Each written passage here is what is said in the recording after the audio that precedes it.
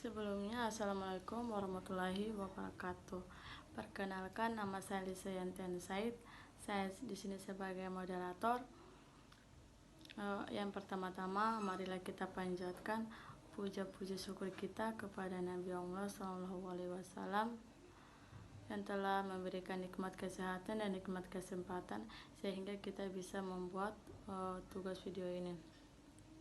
Salawat serta salam tak lupa pula kita haturkan kepada Nabi Allah SAW yang telah memperjuangkan agama Islam dari alam yang gelap menuju alam yang terang menerang.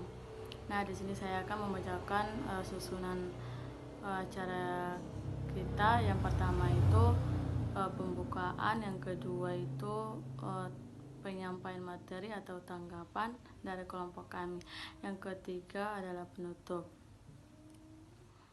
Nah, di sini pemateri pertama itu ada Putri sama Sofia, yang kedua Agustina dan Amelia, dan pemateri yang ketiga yaitu Humaira sama Anissa. Nah, untuk pemateri pertama saya persilakan. Baik, Assalamualaikum warahmatullahi wabarakatuh. Tanggapan yang baik mengenai berita tentang kebijakan impor beras dan ketahanan pangan Indonesia. Tanggapan saya yaitu kebijakan impor beras yang bertujuan untuk meningkatkan ketahanan pangan Indonesia merupakan langkah yang positif. Hal ini dapat membantu memastikan pasokan beras yang cukup untuk masyarakat, terutama dalam situasi yang cukup produksi dalam negeri terganggu oleh faktor-faktor sesuai cuaca buruk atau penyakit tanaman. Dengan kebijakan ini diharapkan dapat menjaga harga beras tetap stabil dan terjangkau bagi semua lapisan masyarakat. Terima kasih. Assalamualaikum warahmatullahi wabarakatuh. Saya Sofia Natasha. Di sini saya akan membacakan kebijakan materi 1, yaitu saya kurang setuju karena meskipun ada dampak positif dari adanya impor beras yang pemerintah ambil adalah ketahanan pangan Indonesia terjamin serta cadangan beras negara aman, namun dampak negatif dari adanya impor beras ini dirasakan oleh petani beras lokal yang berasnya tidak mampu bersaing dengan beras impor. Adapun dampak negatif dari banyaknya barang impor itu resiko mata uang impor berlebihan dapat menyebabkan penurunan nilai mata uang di pasar internasional, memengaruhi ekonomi keluarga. Sekian dari saya. Wassalamualaikum warahmatullahi wabarakatuh. Nah, terima kasih kepada pemateri pertama, dan selanjutnya kita lanjutkan kepada pemateri kedua. Kepada pemateri kedua dipersilakan. Bismillah. Tanggapan saya terhadap tindakan Partai Solidaritas Indonesia pada tahun 2019 untuk membongkar rancangan anggaran pada tahun 2020 ini adalah tindakan positif. Karena langkah ini penting untuk memastikan transparansi dan akuntabilitas dalam pengeluaran publik. Semua anggaran yang disebutkan mengidentifikasi adanya potensi masalah dalam lokasi anggaran.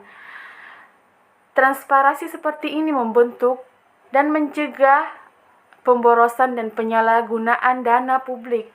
Semoga dengan temuan ini dapat mendorong tindakan yang lebih baik dalam perencanaan anggaran di masa depan. Terima kasih.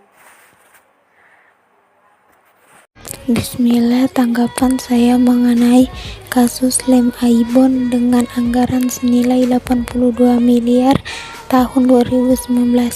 Ini sudah baik, hanya saja kita perlu memahami tentang anggaran, jangan sampai ada pro dan kontrak yang menjadi potensi penyalahgunaan anggaran. Kemudian rancangan ini kita ramaikan secara publik, tujuannya adalah agar kita masyarakat dapat mengoreksi kekeliruan tersebut.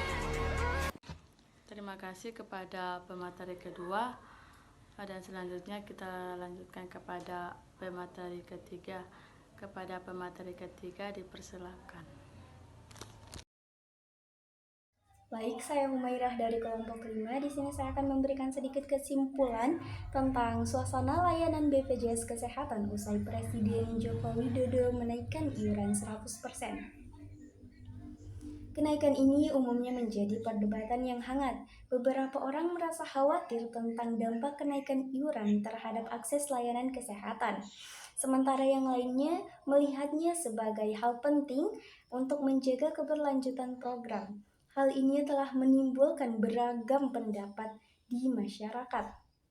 Dan kenaikan iuran BPJS Kesehatan sebesar 100% bagi peserta bukan penerima upah di bawah pemerintahan Presiden Joko Widodo mengakibatkan kontroversi dan perasaan tidak puas di kalangan peserta. Banyak yang merasa beban finansial mereka meningkat. Sementara beberapa aspek layanan dan akses kesehatan masih perlu ditingkatkan. Kesimpulannya, suasana layanan BPJS Kesehatan pasca kenaikan iuran mencerminkan beragam perasaan dan tantangan yang dihadapi oleh peserta non-penerima upah. Sekian dari saya, lebih dan kurangnya mohon maaf. Terima kasih.